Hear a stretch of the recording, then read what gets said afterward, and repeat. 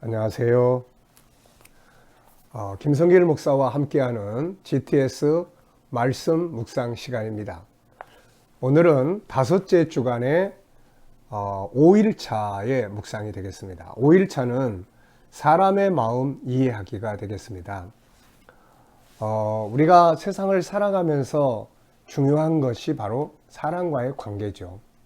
사람과의 관계를 잘 해야 되는데, 사람과의 관계를 잘 하기 위해서 가장 중요한 것은 이 감성의 발전입니다. 그래서 이 감성 능력, EQ를 굉장히 중요시하고 있는 것이죠. 이 감성 능력, EQ의 능력은 다른 것이 아니라 바로 사람의 마음을 이해하고 마음의 소리를 듣는 능력을 키우는 것이죠. 내 자신의 마음, 나의 마음을 얼마나 잘 이해하고 얼마나 내 마음을 위로할 줄 알고 격려할 줄 아느냐. 또 상대방의 마음을 얼마나 이해하고 그 사람의 마음을 잘 지지하고 위로하고 격려할 수 있느냐. 그래서 좋은 관계를 만드는 것이죠. 오늘 5일차의 묵상은 바로 이런 훈련을 하기 위한 묵상이 되겠습니다. 그래서 성경에 등장하는 인물들의 그때 상황 속에서 그들이 가지고 있었던 그 마음을 좀 이해해보는 그런 이제 묵상이 되겠습니다. 자, 그럼 오늘도 우리가 이 본문 말씀 마태복음 3장 1절부터 12절까지를 우리가 한번 2번 읽도록 하겠습니다. 말씀을 읽을 때는 항상 3가지로 읽으라고 말씀드렸죠. 하나는 눈으로 읽고, 그 다음엔 입으로 읽고, 그 다음에는 생각으로 읽으라. 생각으로 읽어야 이 말씀들이 하나하나 내 생각 속에 저장이 될 수가 있는 것이죠. 자, 집중해서 그러면 2번 읽어보겠습니다. 그때 세례 요한이 이르러 유대 광야에서 전파하여 말하되 회개하라 천국이 가까이 왔느니라 하였으니 그는 선지자 이사야를 통하여 말씀하신 자라. 일러스되 광야에 외치는 자의 소리가 있어 이르되 너희는 주의 길을 준비하라 그가 오실 길을 곧게 하라 하였느니라. 이 요한은 낙타털옷을 입고 허리에 가죽띠를 띠고 음식은 메뚜기와 석청이었더라. 이때의 예루살렘과 온 유대와 요단강 사방에서 다 그에게 나와 자기들의 죄를 자복하고 요단강에서 그에게 세례를 받더니 요한이 많은 바리새인들과 사두개인들이 세례 베푸는 대로 오는 것을 보고 이르되 독사의 자식들아 누가 너희를 가르쳐 임박한 진노를 피하라 하더냐. 그러므로 회개에 합당한 열매를 맺고 속으로 아브라함이 우리 조상이라고 생각하지 말라. 내가 너희에게 이르노니 하나님이 능히 이 돌들로도 아브라함의 자손이 되게 하시리라. 이미 도끼가 나무 뿌리에 놓였으니 좋은 열매를 맺지 아니하는 나무마다 찍혀 불에 던져지리라. 나는 너희로 회개하게 하기 위하여 물로 세례를 베풀거니와 내 뒤에 오시는 이는 나보다 능력이 많으시니 나는 그의 신을 들기도 감당하지 못하겠노라. 그는 성령과 불로 너희에게 세례를 베푸실 것이요 손에 키를 들고 자기의 타작마당을 정하게 하사 알곡은 모아 곳간에 들이고 쭉정이는 꺼지지 않는 불에 태우시리라. 아멘. 한 번 더 보겠습니다. 그때 세례 요한이 이르러 유대 광야에서 전파하여 말하되 회개하라 천국이 가까이 왔느니라 하였으니 그는 선지자 이사야를 통하여 말씀하신 자라. 일러스되 광야에 외치는 자의 소리가 있어 이르되 너희는 주의 길을 준비하라 그가 오실 길을 곧게 하라 하였느니라.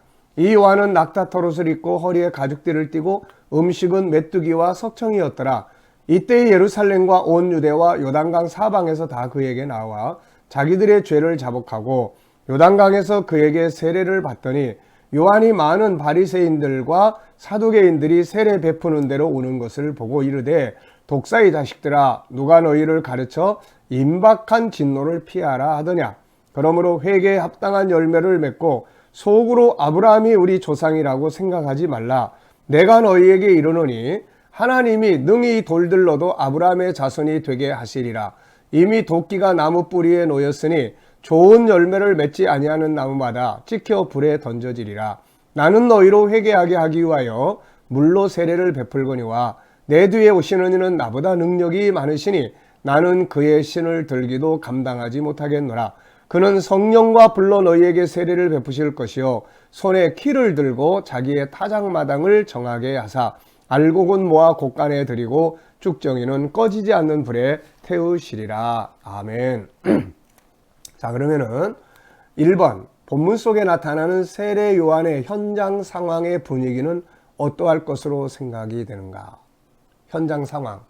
한번 우리가 그 현장으로 한번 들어가 보는 거죠. 그 현장 상황, 들판, 그리고 약대 털옷을 입고 덥수룩한 세례 요한. 그리고 사람들이 오니까 막 엄숙하게 어떤 사람 막 독사의 자식이라고 책망하고 하는 그 분위기. 그리고 수많은 사람들이 그 모습을 보면서 기대, 긴장 이런 상황이 되지 않았을까 합니다. 그래서 한편에서는 엄숙하고 한편에서는 고요하고 한편에서는 또 일반 백성들이 들을 때는 참 신선하게 느끼는 이런 마음도 있지 않았을까 생각을 해봅니다. 자, 두 번째, 세례 요한이 외치는 것을 보는 사람들의 마음은 어땠을까? 자, 세례 요한이 회개하라, 회개에 합당한 열매를 맺어라 이렇게 외칠 때 그걸 듣는 사람들, 보는 사람들의 마음은 어떠했을까? 아마 일반 백성들은 야, 이제 뭔가 새로운 시대, 이 로마의 지배를 받으면서 서러움, 그러면서 종교 지도자들, 나라의 지도자들의 부패, 그 로마에 결탁해가지고 자기들의 기득권만 지키려고 하는 그런 지도자들, 그 속에서 아무 희망이 없이 살아가던 그 시대에 세례 요한이 이렇게 외치면서 회개하라, 하나님 나라가 가까이 왔다 이러면서 외칠 때 일반 백성들은 이 뭔가 희망을 갖는 마음이 들지 않았을까. 그리고 좀 시원함, 말하지 못했던 그런 후련함들이 있지 않았을까 그런 생각을 해봅니다. 그리고 종교 지도자들은 어떤 마음들이 들었을까? 아마도 막 찔리지 않았을까 싶어요.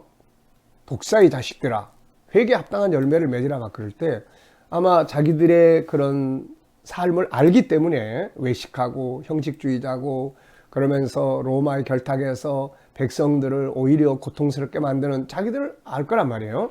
그런 속에서 찔림이 있었을 것이고, 반면에 지가 뭔데? 세례 요한. 저들을 놔두면 우리가 위험할 것 같은데? 그래서 그런 시기 질투, 고민 이런 것들이 있지 않았을까 생각을 해봅니다. 자, 네 번째, 세례 요한은 자기에게 다가오는 많은 사람들을 볼 때 어떤 마음이 들었을까? 지도자들이 다가올 때는 아마 좀 화가 나는 마음도 있었을 거고, 또 일반 백성들이 다가올 때는 그 목자 잃은 양을 보는 것 같은 불쌍한 마음, 이런 마음들이 들었을 것이다 이렇게 생각해 봤습니다. 자, 자기에게 다가오는 종교 지도자들, 외식하며 형식적인 사람들을 볼 때 세례 요한은 어떤 마음이 들었을까? 앞에서 잠깐 말했는데요. 그들을 보면은 뭔가 이렇게 화가 나고, 네. 물론 좋은 지도자들도 있었겠지만 당시에 이 로마가 통치를 하다 보니까 그들 편에 서서 자기들의 기득권을 지키는 사람들이 많았단 말이죠. 이런 사람들을 봤을 때는 세례 요한이 뭔가 화가 나는 이런 마음들이 들었겠죠. 자, 여섯 번째 질문입니다. 세례 요한은 자기 뒤에 오실 분을 증거할 때 자기 자신은 그분의 신을 들기도 감당할 수 없다고 표현을 합니다. 이렇게 표현을 할 때 세례 요한의 마음은 어땠을까? 세례 요한 속에 예수님을 생각을 하게 되고 있는데, 예수님을 생각할 때 세례 요한은 나는 그분을 신을 들기도 나는 합당한 사람이 아니다. 아마 그 예수 그리스도를 생각을 할 때 기쁨, 황홀함, 그리고 한편에서는 송구스러운 마음, 이런 마음들이 들지 않았을까 이런 생각을 해봅니다. 오늘 우리가 예수님을 생각을 하면 어떤 마음이 드십니까? 십자가의 예수님을 생각할 때, 갈릴리 바다에서 풍랑을 잠잠하게 하실 때에 만물을 통치하시는 그분을 생각할 때, 하늘 보좌 우편에서 우리를 위해서 기도하고 계시는 그분을 생각할 때, 어떤 예수님을 생각하느냐에 따라서 오늘도 우리의 마음속에 다양한 은혜들이 이루어지게 되죠. 오늘도 예수를 생각하며 살아가는 삶이 되시기 바랍니다. 일곱 번째는 세례 요한의 책망을 들었던 사람들의 마음은 어땠을까? 앞부분에서 잠깐 이야기한 것처럼 한편에서는 찔림. 그래 맞아. 내가 잘못했어. 그동안 내가 잘못 사는 거야. 그리고 가서 회개하고 이제 그런 사람도 있었을 거고, 한편에서는 제가 뭔데 그리고 거부감을 마음을 갖는 사람도 있었을 겁니다. 자, 누가 나의 잘못을 지적할 때 어떤 마음이 듭니까? 네, 우리가 누군가가 나의 지적을, 나의 행동이나 어떤 부분들을 지적을 할 때 일단 기분 나쁘죠. 그리고 뒤에 가서는 맞긴 맞아. 그리고 자기를 바꾸려고 하는 이런 모습도 있죠. 그래서 우리가 훈계, 듣기 싫은 소리를 어떻게 하면은 잘 들을 수 있을까? 이게 참 어려운 문제예요, 이거. 참 어렵지만은 잠언 4장 13절에 보면은 훈계를 굳게 잡아 놓치지 말고 지키라. 이것이 너의 생명이다. 듣기 싫은 소리를 잘 들을 수 있는, 이게 참 중요한 능력입니다, 이거. 또 반면에 내가 다른 사람의 잘못을 지적해. 그럼 상대방의 마음이 어떨까를 한번 생각을 해봐야 돼요. 그래서 역시 지적하는 방법이 중요하죠. 훈계의 방법. 네, 예를 들면은 오늘 이 사건이 벌어졌는데 이것만 이야기해야 되는데 10년 전의 이야기를 꺼내서 전에도 그러더니 뭐 이렇고 미래까지 끌어내서 당신의 앞날이 뭐 뻔하다 뭐 이런 거, 너의 장래가 어떻게 될지 참 고민스럽다 이런 거. 오늘에 물을 엎질렀으면은 물 엎질렀네, 어떻게 이렇게 됐어, 이래야 되는데 전에도 엎질러더니 또 엎질르고 미래도 또 내 인생 다 엎질릴 것 같다 뭐 이래버리는 거.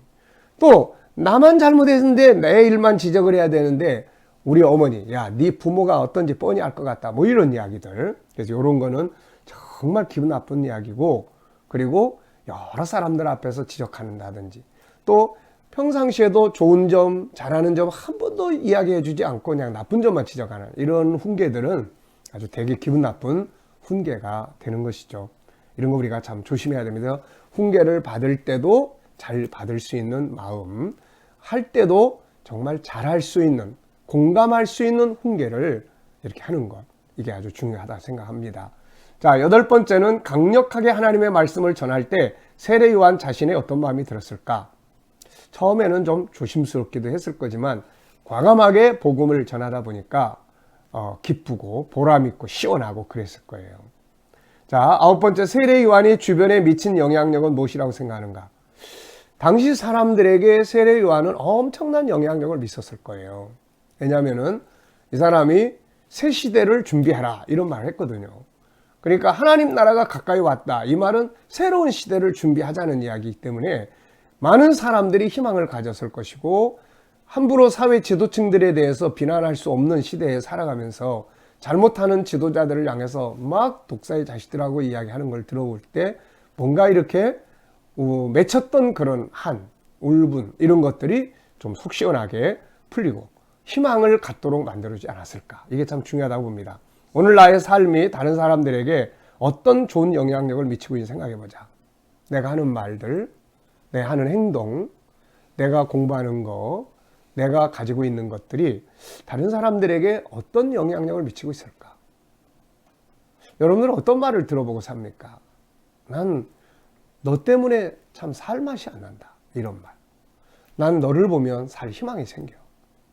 자, 우리가 가진 것, 내 재능, 우리가 공부하는 것, 우리가 살아가는 것, 우리의 말하는 것, 행동하는 것이 누군가에게 희망을 줄 수 있는 이런 영향을 미치는 삶을 우리가 살아야 할 줄 믿습니다.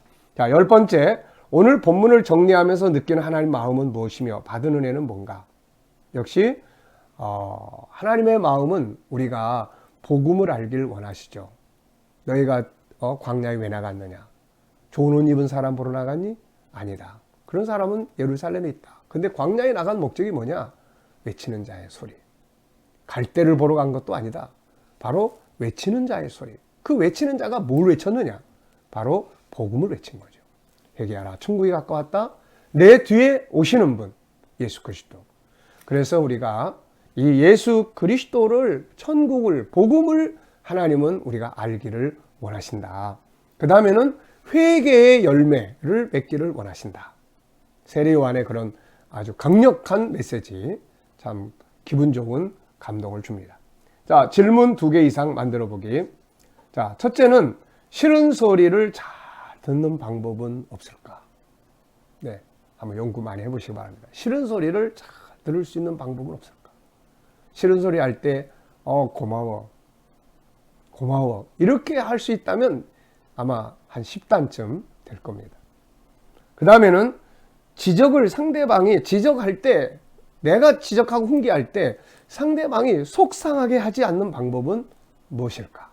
이것도 역시 많이 연구해야 되겠죠.